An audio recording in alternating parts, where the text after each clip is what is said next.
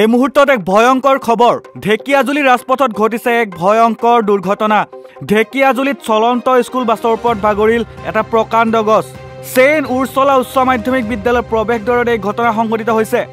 গছ বাগৰাৰ ফলত ইতিমধ্যে 7 গৰাকী ছাত্ৰ-ছাত্ৰী আহত হোৱাৰ খবৰ পোৱা গৈছে ৰাজ্যজুৰি এতিয়া ৰেমাল ধুমুহাৰ প্ৰভাৱ দেখিবলৈ পোৱা গৈছে প্ৰকাণ্ড গছ বাগৰি ৰাষ্ট্ৰীয় ঘাইপথত যান-জঁটৰ সৃষ্টি হোৱা দেখিবলৈ পোৱা গৈছে মই পুনৰ জনাইছো এক ভয়ংকৰ দুৰ্ঘটনা সংঘটিত হৈছে ঢেকিয়াজুলিৰ চেইন উৰ্চলা উচ্চ মাধ্যমিক বিদ্যালয়ৰ প্ৰৱেশদ্বাৰত ৰেমাল ধুমুহাৰ ফলত চলন্ত স্কুল বাছৰ ওপৰত বাগৰি পৰে এক প্ৰকাণ্ড গছ আৰু বাছৰ ভিতৰত আছিল চালকসহ কেইবাগৰাকীও ছাত্ৰ-ছাত্ৰী ঘটনাৰ ফলত 7 গৰাকী ছাত্ৰ-ছাত্ৰী আহত হোৱাৰ খবৰ পোৱা গৈছে ইতিমধ্যে এই মুহূৰ্তত এক ভয়ংকৰ খবৰ ঢেকিয়াজুলি ৰাজপথত ঘটিছে এক ভয়ংকৰ দুৰ্ঘটনা ঢেকিয়াজুলি চলন্ত স্কুল বাছৰ ওপৰত বাগৰিল এটা প্ৰকাণ্ড গছ চেইন উৰ্চলা উচ্চ মাধ্যমিক বিদ্যালয়ৰ প্ৰৱেশদ্বাৰত এই ঘটনা সংঘটিত হৈছে গছ বাগৰাৰ ফলত ইতিমধ্যে 7 গৰাকী ছাত্ৰ-ছাত্ৰী আহত হোৱাৰ খবৰ পোৱা গৈছে ৰাজ্যজুৰি এতিয়া ৰেমাল ধুমুহাৰ প্ৰভাৱ দেখিবলৈ পোৱা গৈছে য'ত